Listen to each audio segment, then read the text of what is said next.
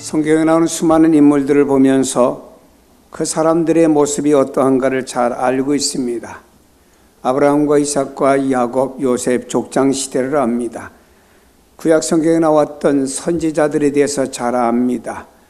구약에 나왔던 왕들이 어떤 위치에서 어떤 역할을 했는지, 또 구약의 제사장들이 어떤 일을 했는지 우리는 잘 알고 있습니다.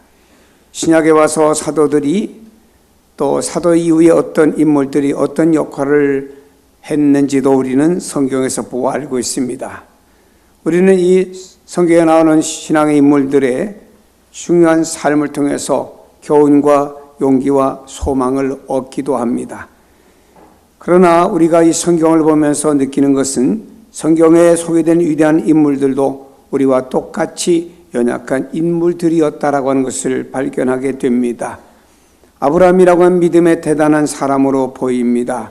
그러나 그도 먹고 사는 문제 때문에 애굽에 내려갔다가 자기 부인을 누이라고 속이는 거짓말을 하게 되었고요. 베드로라고 하는 주님의 최고의 사도요 부름받았던 그에게도 연약한 인간의 모습과 멀찌감치 주님을 따랐던 배신의 모습도 우리가 볼 수가 있습니다. 여러분, 오늘 본문에 소개되는 두 명의 제자들의 모습을 보면서 참 성경의 인물 가운데서 이런 인물들의 모습이 바로 내 모습이 아닌가를 한번 거울을 보고 발견할 수 있는 이러한 시간이 되어야 되겠습니다. 예수님이 십자가에 못 박혀 돌아가셨습니다. 모든 제자들은 뿔뿔이 흩어졌습니다. 고작 한 것이라고 하는 것은 제자들은 한쪽 구석에 어느 집에 모여가지고 문을 잠그고 벌벌 떨고 두려워하는 모습들이 제자들의 모습이었습니다. 드디어 주일날이 되었습니다. 한편에서 무덤을 찾아갔던 여인들이 예수님 부활하심을 목격했다고 크게 떠듭니다. 지금 두 명의 제자들은 반대로 낙심한 모습을 가지고 예루살렘에서 그들은 엠마오를 향하여 내려가고 있는 모습들입니다. 그 중에 한 명은 글로바라는 사람이었고 한 명의 이름은 알 수는 없습니다. 오늘 우리는 글로바를 비롯해 또 한 명의 제자들을 보면서 내 모습을 발견하고 다시 한번 큰 은혜와 소망을 갖는 귀한 시간이 되기를 바랍니다. 우리는 성경의 좋은 면은 그대로 본을 받고 성경의 잘못된 것은 반대로 우리가 배우면서 우리의 신앙에 좋은 유익을 삼아가야 됩니다.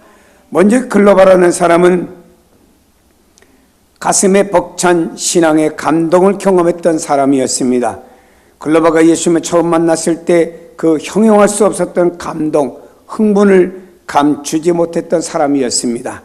21절에 보니 우리는 이 사람이 이스라엘을 속량할 자라고 바랐노라 라고 고백하는 것을 보아서 글로바가 예수님을 만났을 때 그가 바로 이스라엘의 구속할 메시아라는 생각에 흥분을 감추지 못했습니다. 야, 이분이야말로 메시아구나. 그래, 맞아. 이분이야. 참 잘 만났어. 내가 이분을 만난 건 축복이고 은혜야 라고 하면서 그의 감동은 누구도 그의 감동 어찌할 수 없는 엄청난 감동이 영혼과 마음에서 솟아 올라온 것입니다. 우리가 성경을 보면 예수님을 만난 다음에 또한 흥분과 감동을 감추지 못했던 또 한 사람을 볼 수가 있습니다. 남편을 5이나 바꿨던 한 여성, 수가성에 물길로 왔다가 이 여성은 예수님을 만났습니다. 예수님을 만난 다음에 이 여성은요, 흥분을 감추지 못하고 자기 자신의 과거의 창피도 무릅쓰고 물동이를 버려두고 동네방네 이 집 저 집 다니면서 외칩니다. 나의 행한 모든 일을 내게 말한 사람을 와서 보라. 이는 그리스도가 아니냐. 이는 이렇게 말합니다. 메시아를 만난 기쁨 때문에 참지 못해서 자신의 추한 과거를 들추면서 메시아를 전하고 있습니다. 과거의 자신의 모습을 이렇게 말하고 있습니다. 나의 행한 모든 일이라고 말합니다. 자신의 과거에 남편을 5이나 거느렸던 부끄러운 과거를 말하는 것입니다. 이런 허물까지 그는 폭로를 하면서 메시아를 전하고 있는 한 여인의 모습을 보면서 그 여인이 얼마나 큰 감동과 흥분이 젖어 있으면 이와 같이 자기 자신을 억제하지 못하고 나가서 메시아인 예수님을 전할까라고 하는 것입니다. 엠마오로 향하던 글로바 역시도 예수님을 만난 다음에 그분이 메시아라고 하는 것을 찰떡같이 믿고 흥분을 감추지 못했습니다. 그리고 그분이 이스라엘을 구원하실 것이라고 하는 확신을 갖게 되었습니다. 여러분도 언젠가 주님을 여러분의 영혼과 여러분의 마음속에 주님을 깊이 만난 그 어느 날, 세상 다른 말로 말하면 은혜를 받은 날, 은혜를 체험해서 감동의 눈물로 밤을 지새우며 또 여러분 마음속에 주님의 은혜를 감격했던 그날이 아마도 있을 것입니다. 때로 어떤 사람은 눈물을 흘리며 감격했을 것이고 어떤 사람은 너무너무나 이 감격이 커서 문을 걸어 잠그고 방 안에서 밤새도록 춤을 췄답니다. 길을 거닐다가도 하늘 쳐다보면서 주님을 부르면서 눈시울을 적시기도 했습니다. 어떤 권사님은 너무 주님을 만나고 고마워서 1년에 성경을 10독을 하면서 그때마다 새 성경 한 권씩을 보았습니다. 그래서 성경 1독한 그 성경을 저한테 가지고 왔길래 9권은 당신 다 가져가고 한 권만 내가 보관한다고 보관하고 있습니다. 어떤 분이요, 밤새 주님을 만나고 그 은혜가 고마워서 밤새 목이 새도록 찬송한 사람도 있습니다. 어떤 분 주님의 은혜에 너무 고마워서 밤새도록 하나님 앞에 기도하다 보니 어느 시간인가 벌써 새벽 닭이 우는 소리를 듣게 되었습니다. 우리가 언젠가 주님을 만남으로 인해서 우리 안에 이런 감동과 감격이 있었던 시절들이 다 누구나 있다라고 하는 것입니다. 성 프란시스라는 사람은 젊을 때 방탕한 생활에 빠져서 인생을 허비했습니다. 27세가 되면서 무엇인가 깨닫고 포티온 콜라라고 하는 작은 교회에 가서 어느 날 하나님 앞에 기도하는 가운데 그리스도께서 제자에게 하신 말씀이 자기 가슴에 닿게 되었습니다. 병든 자를 고치시고 죽은 자를 살리며 불치의 병자를 깨끗하게 하며 너희는 전대에 금이나 은이나 동이나 가지지 말며 여행을 위하여 두 벌의 옷이나 신과 지팡이를 가지지 말라 하는 이 말씀이 마음에 감동이 팍 왔습니다. 그래, 나도 주님을 닮자. 모든 것을 던져버렸습니다. 두 벌의 옷도 가지지 않았습니다. 한 벌의 옷만 입고 거기에다가 그는 새끼줄 같은 것으로 허리띠를 동이고 누가 봐도 그의 외모를 볼 때는 거린으로 보이는 만큼 그런 생활하면서 평생 동안 가난한 자, 병자 이런 사람의 인생을 다 바쳤습니다. 마지막에는 자신도 병들어서 고통지 어찌할 수가 없는 상황 속에서 피조물의 노래라고 하는 노래를 부르면서 이 생을 마쳤습니다. 사는 여러분 인생 살다가 힘들고 어려울 때 뭐합니까? 화도 냅니다. 사람을 원망도 해봅니다. 세상을 원망도 해봅니다. 하지 마세요. 아무런 내게 도움이 안 됩니다. 오히려 내 마음만 더 강박해집니다. 그때 여러분 찬송을 부르세요. 그럼 내 마음이 강박해지지 않습니다. 내 마음에 오히려 주의 은혜가 임하고 오히려 그때 힘들 때 부르는 찬송은 나에게 눈물이 되고 내 영적인 큰 기쁨으로 변화되는 역사가 일어나게 됩니다. 사랑하는 여러분, 우리가 이렇게 언젠가 은혜에 감격했던 체험들이 다 있었으리라고 생각합니다. 그러나 문제는 그 다음이 문제입니다. 글로바에게 낙심이 찾아왔습니다. 메시아를 만남으로 감격했던 글로바, 그분이 이스라엘 구속할 자로 철저히 믿었던 글로바에게 크나큰 시련이 닥쳐오게 된 것입니다. 그렇게 믿었던 예수님이 너무나도 힘없이 십자가에 못 박혀 죽으십니다. 외마디 비명을 치르면서 로마 병정에게 한 번도 대항하지 못한 채 그대로 돌아가십니다. 그 순간 모든 기대와 믿음이 다 와르르 무너져버리고 말았습니다. 사랑하는 여러분, 성도가 주님을 따르다 보면 시시때때로 절망이 찾아올 때가 있습니다. 제자들은 예수님이 힘없이 죽으시는 것을 보며 절망했습니다. 예수님이 하시는 말씀을 들으면서도 절망했습니다. 자신들은 예수님께서 혁명을 일으켜 로마라고 하는 나라를 예루살렘에서 몰아내고 왕이 되실 것이라고 믿었습니다. 근데 예수님은 내가 십자가에서 죽을 것이라는 소리만 계속 반복적으로 했습니다. 그러니 제자들은 답답하고 실망스럽기 짝이 없었던 것이었지요. 결국에는 십자가에서 한마디 대항도 하지 아니하신 채 비명간에 예수님의 가시는 모습을 보면서 깊은 절망에 빠진 글로바와 다른 제자는 그래 고향으로 내려가자 엠마오라고 하는 고향을 향해서 발걸음을 한 발걸음 한 걸음 터덜터덜 옮기며 걸어가는 그의 발걸음이 왜 이렇게 무거운지요. 베드로를 비롯한 다른 제자들의 모습은 어땠습니까? 베드로도 야 먹고 살아야지 고기 잡으러 가자 그물을 쳐매고 갈릴리 호수로 가는 그의 모습의 발걸음은 결코 가볍지 않고 그 어깨에 있는 그물이 왜 이렇게 전에보다 더 무거운지 그의 발걸음은 왜 이렇게 무거운지 그는 무거운 발걸음을 향해서 다시 한 발을 가면서 이제는 모든 것이 끝났다 절망이다 비탄에 잠겼던 제자들의 모습을 볼 수가 있습니다. 그렇습니다. 우리는 주님을 만난 감격에 살아가다가 그건 잠시였습니다. 그 감격에서 잠을 이루지 못할 때가 있었어요. 성령 충만할 때는 원수를 보고도 다 용서하고 싶은 마음이 생겼던 시절도 있었습니다. 나는 이제 영원히 죄와 시험에 빠지지 않고 나는 믿음으로 승리할 자신이 있다라고 자신감에 넘쳤던 그런 시절도 있었습니다. 마치 도마와 같이 주와 함께 죽으려 가자 소리칠 수 있을 만큼 주와 함께 죽겠다고 하는 각오도 가졌던 시절도 있었습니다. 근데 어느 순간에 깊은 시험에 빠져 허덕이고 있습니다. 유혹에 넘어졌습니다.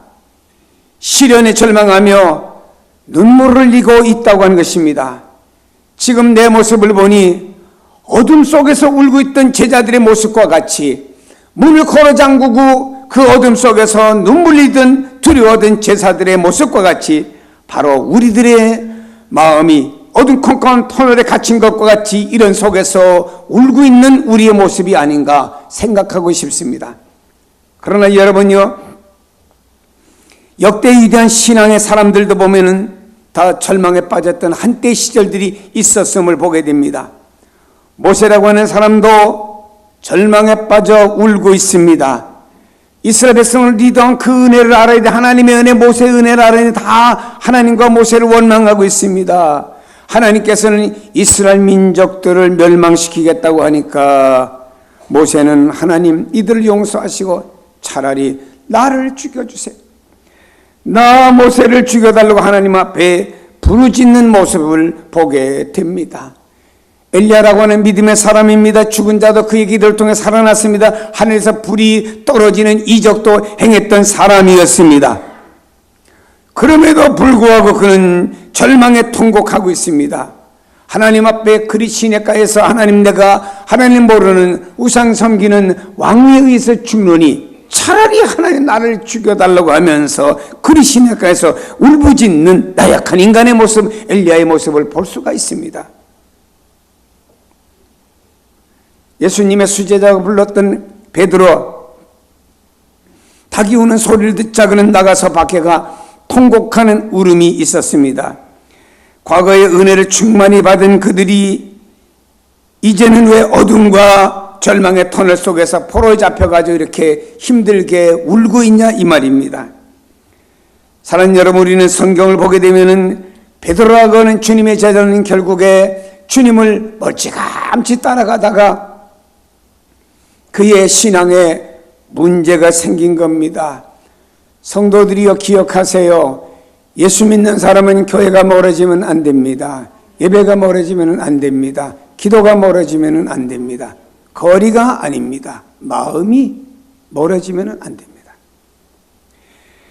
요셉과 마리아라고 하는 사람도 예루살렘에 와서 예배를 드리고 그가 고향으로 돌아갑니다. 모처럼 예루살렘에 왔으니 장 볼 것도 있잖아요. 나사렛 촌동네에는 많은 것들이 없다면 특별한 것 장을 봅니다. 그리고 또 친척들을 만나 대화를 나눕니다. 그러면서 고향에 들어가 할 일이 많다고 하면서 다시 나사렛으로 가다 보니까는 예수 잊어버린 게 생각났습니다. 다시 거급치고 예루살렘에 와서 예수님을 만났지만 요셉과 마리아라고 하는 사람은 현실이 분주하다 보니까 예수 잊어버린 것도 몰랐습니다. 우리가 사람은 현실을 떠나서 살 수는 없습니다. 사람이 환경의 지배를 받는 것은 사실이죠. 그러나 현실에 너무나 우리가 분주하고 집착하다가 나도 모르게 내 안에 있는 예수님을 잊어버리는, 영성을 잊어버리는 이런 자리에 전락할 수도 있다라고 하는 것을 우리는 기억해야 됩니다. 마가라고 하는 사람은 부름받아 나선 힘은 어디든지 가겠습니다 라고 하며 바울과 함께 복음을 전하기 위해서 나갔습니다. 가는 것마다 복음을 받고 기뻐하고 즐거워하기보다는 가는 것마다 핍박과 여러 가지 어려움을 당하게 되었습니다. 마가는 젊은 사람이지 나 더 이상 견딜 수 없다고 하면서 사명을 버리고 바울을 떠나서 다시 도망가 버리고 있습니다. 바울이 예루살렘을 돌아와 보니 마가는 벌써 예루살렘에 와 있습니다. 바울도 화가 나서 나는 다시는 마가와 함께 전도여행 떠나지 않겠다고 하면서 다른 사람과 함께 전도여행을 떠나고, 마가는 다른 사람과 함께 또 제2의 전도여행을 떠나게 되었습니다.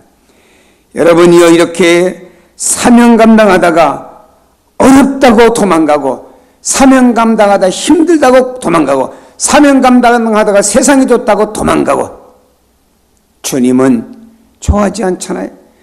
한때 이런 마가의 이런 철부지 없는 행동들, 여기 있는 바울에게까지 실망을 주었던 것입니다. 그러나 바울이 순교를 얼마 안 남겨두고 보고 싶은 사람이 생각나는데 드는 소문에 의하니까 마가가 변해서 열심히 사명 잘 감당한다는 소식이 들려졌습니다. 바울은 말합니다. 누가야 내가 올 때 마가를 내가 데리고 와라. 나는 얼마 있으면 순교를 당할 텐데 내가 너무너무 마가가 변화된 마가의 모습이 보고 싶다라고 말했습니다. 여러분, 가룟 유다라고 하는 사람 보세요. 그가 주님이 불렀을 때 그래 내가 주님을 위해 살자고 부름받아 나왔는지는 모르지만 주님을 따르면서 그 안에 있는 욕심을 버리지 못했습니다. 결국은 욕심이 죄를 낳고 죄가 사망을 낳아서 그는 멸망하는 사람이 되어버리고 말았습니다. 사람에게 욕심이라고 하는 게 도가 넘치다 보니까 자기 영혼까지 멸망받게 하는 이런 결과를 초래하게 되는 것입니다. 사랑하는 여러분, 우리는 주님 앞에서 우리 자신들의 모습을 한번 돌아보십시다. 주일이 어떤 날인가요? 주님의 날입니다. 하나님께 예배드린 날이요. 주일을 하나님 앞에 드리는 사람은 주님을 높이는 사람이고, 드리지 못하면 주님을 우리가 무시하는 경우가 되잖아요. 물론 특수한 상황이 있을 수는 있습니다.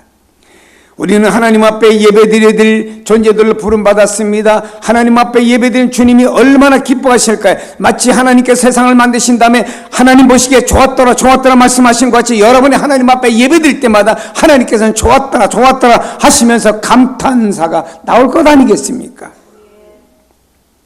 요즘의 예배가 어떤 예배입니까? 주일 낮에 한번 딱 드리고는 나머지 예배는 일본만 쌓여놓으라지요. 여러분이요, 물론 특수한 상황에서 주일에 한 번밖에 예배드릴 수 없는 상황들이 있습니다만은, 그리고 예배드리거나 여러분들이 다른 일에 분주하고 집에 가서 혹시 TV하고 친구가 되고 다른 어떤 등산이나 가고 한다고 하면 그건 바람직하지 않죠. 하나님 앞에 어떻게 주일 낮 예배가 있고 오후 예배가 있는데 낮 예배만 드리고 오후 예배 안 드립니까? 그리고 나서 내가 무슨 직분자라고 하나님 앞에 오른 일이 아니에요, 여러분. 우리는 하나님 앞에 기도하며 살아야만이 우리 영혼이 예민해지고 하나님 앞에 민감함을 가지고 살아갈 수가 있는데, 하나님 앞에 기도가 없습니다. 새벽 기도가 무너지고 있습니다. 철야 기도가 무너지고 있습니다. 이런 한국 교회는 참 안타까운 일이죠. 영성이 무너지고 있기 때문입니다. 개인도 하나님 앞에 기도하면 영성이 점점 살아 역사하지만 기도가 없으면 영성이 점점 식어진다는 사실을 왜 깨닫지 못하십니까? 사랑하는 여러분이요, 결국에 엠마오로 내려가는 글로바의 마음이 얼마나 많은 눈물을 흘렸겠습니까? 내가 주님을 따랐는데 감동을 받고 주님을 따랐고 이 생명을 주님께 바치기 위해서 했는데 결과적으로 이게 무엇이냐라고 생각하면서 그는 무거운 발걸음을 하고 지금 엠마오로 내려가고 있습니다. 사랑하는 여러분의 신앙과 오늘의 삶과 영적인 수준이 엠마오로 내려가고 있지 않는지 한번 돌아보시길 바랍니다. 여러분이 지금 엠마오로 내려가고 있지 않은지를 한번 돌아볼 필요가 있습니다. 사랑하는 여러분이요, 이러다 보니 얼마나 큰 절망과 힘든 것들이 나를 짓누르고 있는지를 모릅니다. 사람은요, 육체의 짐이 무거운 것이 아닙니다. 마음의 짐이 더 무거운 거예요. 엠마오로 내려가는 주님의 제자들은 말입니다. 내리막길입니다. 그 길이 말이에요. 힘든 것이 아니고 마음이 무거우니까 그들의 발걸음이 터덜터덜 내려가는 발걸음이 무거웠습니다. 말씀드린 대로 제자들이 주님을 떠나서 고기 잡겠다고 그물을 맸지만 전에 그물의 무게와 지금 마음이 주님을 떠났을 때 그물의 무게는 아마 달랐으리라고 상상해 보고 싶습니다. 사람이 마음이 무거우면요 메뚜기도 짐이 됩니다. 그러나 여러분이 우리 마음이 경쾌하고 달라지면 엄청난 바위를 메어도 말입니다. 가볍게 느낄 수 있는 것은 마음에 따라 다르다고 하는 것입니다. 얼마나 큰 절망과 힘듦이 우리를 짓누르고 있습니까? 그러나 여러분, 우리 인생은 여기서가 끝이 아니라고 하는 걸 기억할 필요가 있습니다. 글로바는 다시 일어나서 예루살렘으로 올라가는 모습을 기억하며 여러분도 이런 모습으로 회복되길 주의 이름으로 축복합니다. 모든 것을 포기하고 엠마오로 향하던 글로바 낙심과 절망과 비탄에 빠져 힘없이 발걸음 옮기던 그가 예수님이 찾아오셔서 그를 만나 주셨습니다. 주님께서 그에게 말씀합니다. 그들과 함께 음식을 잡수실 때 떡을 가져다 축사하시고 떼어 그들에게 주시니 그들의 눈이 밝아져 그인 줄 알아보더니 예수는 그들에게 보이지 아니하시는지라. 여러분이요, 주님은 그들과 대화를 나누셨습니다. 식사도 함께 하시면서 축사하셨고 음식을 떼어 나누어 주셨습니다. 여러분, 주님이 찾아오셔서 저들과 사랑의 교제를 나누면서 저들의 눈이 펄쩍 떠지기 시작해서 영적인 눈이 밝아졌다 이 말입니다. 사랑하는 성도 여러분이요, 영적인 눈이 밝아지기를 바랍니다. 영적인 눈이 어두워지면 육신의 눈만 밝아지고 세상 눈만 밝아집니다. 영적인 눈이 밝아져야 됩니다. 그러므로 말미암아 이 사람들은 부활하신 주님을 알게 되었습니다. 여러분, 분명히 부활하신 주님께서 저들과 함께 오시면서 말씀을 했지만 깨닫지 못했습니다. 그러나 주님이 축사하시고 음식을 떼어주실 때 그때서 알았지요. 여러분, 우리가 부활하신 주님을 다시 만남으로 인해서 영적인 눈이 환하게 밝아지기를 축복합니다. 여러분, 세상 살면서 낙심에 빠져 주저앉지 마시길 바랍니다. 주님은 낙심에 빠져 있는 나를 찾아오시는 주님이라는 사실을 믿으시기를 바랍니다. 낙심에 빠진 사람에게만 찾아오시는 것이 아닙니다. 침을 뱉으며 저주했던 베드로에게까지 찾아오셨다는 사실입니다. 병들어 다른 사람에게 신세 만지고 아무 쓸모없는 사람에게 주님은 찾아오셨습니다. 가늠하다 현장에 붙들려서 죽느냐 사느냐 하는 그 여인에게 죄를 용서해 주시고 생명을 건져주시기 위해서 찾아오셨습니다. 남편이는 5이나 바꿔가며 살았던 윤리적으로 율법적으로 보아도 용납이 안 될 여인을 찾아가서 주님이 그에게 다시 사명감을 불어줌으로 창피한 줄도 모르고 사마리아에 들어가서 예수님을 전하게 되었습니다. 이러한 사랑의 주님이 우리에게 찾아오셔서 우리의 영혼과 마음과 육체와 삶을 변경시켜 주신다는 사실을 믿으시기를 바랍니다. 내가 세상을 변화시키려고 하지 마세요. 나는 내 안에 주님으로 말미암아 내 안에 변화가 있고 주님이 나를 통해 세상을 변화시키는 데 쓰임을 받는 성도가 되시기를 바랍니다. 어느 해인가 대신방을 앞에 놓고 하나님 앞에 나가 기도원에서 얼마 동안 기도하면서 하나님 앞에 며칠을 금식하는 가운데 마지막 날 하나님 앞에 기도하는 가운데 주께서 내 마음에 응답을 주셨는데, 주님이 종아, 내가 신방 가는 것이 아니고 내가 신방 가고 내가 축복을 빌어줄 테니까 넌 그냥 앞에 가 쓰임만 받으라고 하는, 내 마음에 무거웠던 모든 것들이 주님이 한순간에 감동을 해서 평안과 기쁨과 엄청난 희열로 바뀌어지는 역사가 일어나게 되었습니다. 이렇게 바뀌어주세요. 왜 인생을 힘들게 삽니까? 왜 인생들을 무겁게 사십니까? 바뀌어지기를 축복합니다. 33절에 보니 곧 그때로 일어나 예루살렘에 돌아가 보니 11제자 및 그들과 함께한 자들이 모여 있으라고 말씀합니다. 곧 그때로 일어나 예루살렘으로 돌아갔다고 말씀했습니다. 절망스러운 걸음으로 엠마오로 향하던 제자들이 다시 힘을 얻어 오던 길로 다시 예루살렘으로 뛰어 올라갔습니다. 아마도 이렇게 생각합니다. 저들이 엠마오로 내려오던 시간은 아마도 오래 걸리지 않았을까. 터덜터덜 걸어가는 발걸음. 그러나 이들은 부활의 주님을 만났습니다. 다시 일어났습니다. 엠마오로 다시 뛰어 올라가는 발걸음은 세상 말로 한숨에 달려 올라가지 않았을까라고 생각해 봅니다. 이렇게 삶이 달라졌습니다. 주님을 만나기 전에 저들이 걸어가던 발걸음과 주님을 만난 다음에 올라가는 발걸음이 이렇게 달라졌다고 하는 것입니다. 이게 여러분 인생의 차이점이라고 하는 거예요. 우리 안에 주님을 만난 다음에 영적인 엄청난 희열과 감사와 감동을 느끼고 난 다음에 세상을 향해 살아가는 발걸음을 전에 무거웠던 발걸음이 아니라는 사실을 깨닫고 믿으시길 바랍니다. 사랑하는 성도 여러분, 우리는 이렇게 생각합니다. 세상살이는 내가 무겁게 짐을 지고 가야 된다고 생각합니다. 아닙니다. 세상의 짐도 주님이 짊어져 주십니다. 주님과 함께 가면 됩니다.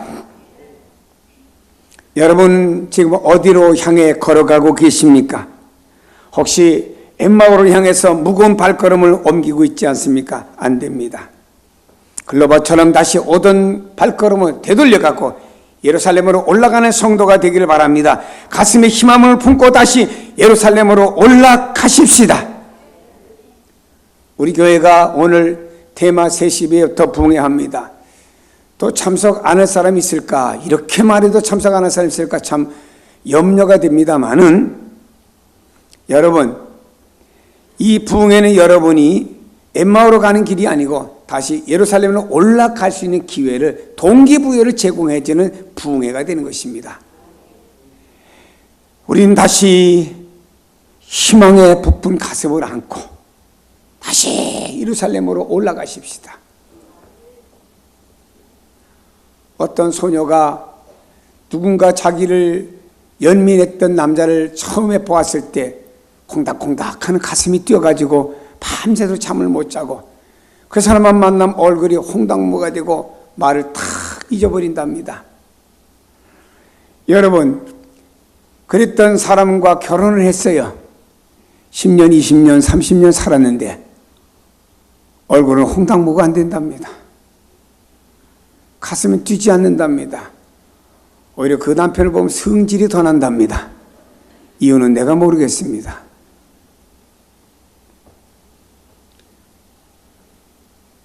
전에 제가 학교에서 학생들을 가르칠 때 여름이 돼서 비가 오는데 저는 우산을 쓰고 학교로 가는데 학생 하나가 전주 밑에서 비를 맞아요. 얘야, 감기 들릴라. 중3 학생인데 왜 비를 맞냐 하고 제가 우산을 씌웠더니 그 학생이 하시는 말씀이, 선생님 우산을 비켜주실까요? 왜 그러냐? 저 지금 낭만을 즐기고 있어요. 참 낭만의 방법도 가지가지더라고요. 여러분이요, 감동이라는 게 뭔가요? 아이들은요, 꽃 한 송이 보고도 깔깔깔 웃습니다. 낙엽 하나 떨어진 걸 보면서 어르신은 아이고 마지막 빛에 졌네. 나는 언제 떨어질까? 이렇게 생각하는 사람이 있어요. 그러나 마지막 잎사 하나 떨어진 걸 보면서 어린 아이는 왜 이렇게 깔깔대고 웃는지 모릅니다. 여러분, 뭔가 마음에 감동이 다르지 않습니까? 우리는 말입니다, 다시 마음에 기쁨과 희망찬 마음을 좀 회복하고 우리의 발걸음이 다시 예루살렘을 향해 뛰어 올라가는 발걸음이 되어야 되지 않겠습니까? 삶이 문제가 아닙니다. 우선 우리의 영성과 우리의 마음이 문제입니다. 우리에게 나를 끝까지 사랑하시고 나를 끝까지 용서하시고 나를 끝까지 함께 하시는 주님이 함께 하신다는 사실을 깨닫게 될 때 우리는 믿음으로 살지만 때때로 낙심과 절망할 때도 있지 않습니까? 그러나 그건 순간이라고 하는 것입니다. 욥이라고 하는 사람도요, 인생을 살다가 하루아침에 경제적으로 파탄이 일었습니다. 자녀가 죽게 되었습니다. 건강을 잊어버렸습니다. 이런 상황에서 얼마나 힘들었으면 내가 왜 이 세상에 태어났느냐, 내가 왜 어머니 젖을 먹고 오늘까지 살아왔느냐, 생을 저주하리만큼의 힘든 삶이 그에게 있었습니다. 그러나 그는 하나님을 바라보면서 그는 현실의 아픔도 있었지만 끝까지 낙심이나 절망하지 않고 믿음으로 나가다가 모년에 갑절의 복을 받는 사람이 된 줄로 믿습니다. 우리가 살아갈 때면 이런 현실에 우리는 낙심하고 절망할 일들이 있어요. 그게 여러분 끝이 아닙니다. 그걸 끝으로 보면 안 됩니다. 그걸 절망으로 보지 마세요. 그걸 벽으로 보지 마세요. 그걸 낭떠러지로 보지 마세요. 왜? 나를 만드시고 나를 구속하시고 나를 오늘까지 살게 하시고 나를 이끌게 하시는 주님이 오늘도 1분 1초도 날 떠나지 아니하시고 심지어는 내가 고난받는 그 자리에도 함께 하십니다. 여러분, 어떤 분이 너무너무 힘들어서 고난 중에 주님하고 기도하고 있는데 그 고난 중에 기도하는 그 사람의 감동을 주님 주셨습니다. 내가 너의 고난받는 현장을 다 보고 나도 안다. 그 사람은 고난이 끝난 것은 아니었습니다만 그 말 한마디가 그에게 위로가 되고 희망이 되고, 그래 주님이 나와 함께 하시는데 그 주님은 나보다 더 어마어마한 십자가를 지셨는데 라고 하는 그 말씀이 큰 위로와 소망이 되더랍니다. 여러분, 우리가 진정한 믿음을 가지면은 우리는 다시 일어서는 사람이 되는 줄로 믿기를 바랍니다. 겨울에 항상한 나뭇가지 꺾으면 꺾입니다. 보니 수분도 없어 보입니다. 근데 3월이 되기 시작하니까 물이 오릅니다. 거기서 뭔가 파릇파릇 싹이 나기 시작을 합니다. 여러분이요, 우리가 메마르고 더 이상의 소망이 없는 것 같지만 주님께서 거기에 영적인 생기를 불어넣으시고 삶의 생기를 불어넣으시면 다시 무엇인가 변화의 역사가 잎사귀가 돋듯이 여러분 삶에도 여러분의 모든 면에도 변화의 역사가 일어난 날이 있습니다. 살아계신 주님께 찬송하면서 임마누엘 하나님을 노래하면서 예루살렘에 올라가는 우리 모두 다가 되기를 바랍니다. 여러분, 사람들이 세상에 살면서 너무너무나 목마르니까 마십니다. 그러나 바닷물은 계속 마시면 갈증이 더 많이 나기에 마련입니다. 어떤 사람이 남의 월세를 살다가 소원이, 전세만 가도 소원이 없겠다 전세를 갔습니다. 얼마 전세를 살다 보니까 아유, 조금이라도 내 집 하나 장만하면 소원이 없겠다 조그만 집을 장만했습니다. 살다 보면 이제 좁아 보입니다. 그래서 이사를 가고 또 이사를 가고 이사를 가고 또 이사를 가도 만족이 없더란 말이다. 성경에 하래 만족이 없잖아요. 바닷물은 계속 마셔보세요. 마실수록 갈증만 더 나는 겁니다. 여기에 만족이 아닙니다. 영적인 생수를 마셔야 됩니다. 그런데 영혼 속에서부터 내 마음에서부터 전인격 흐름은 말입니다. 무엇으로도 헤아릴 수 없는 생수가 되었기에 영적인 생수를 마셨던 스데반은 순교 현장 속에서 얼굴이 천사같이 환하게 빛나면서 순교할 수 있는 사람이 되었고, 이 영적인 생수를 마셨던 바울이었기에 감옥에서도 범사에 감사하고 항상 기뻐한다는 고백을 한 것입니다.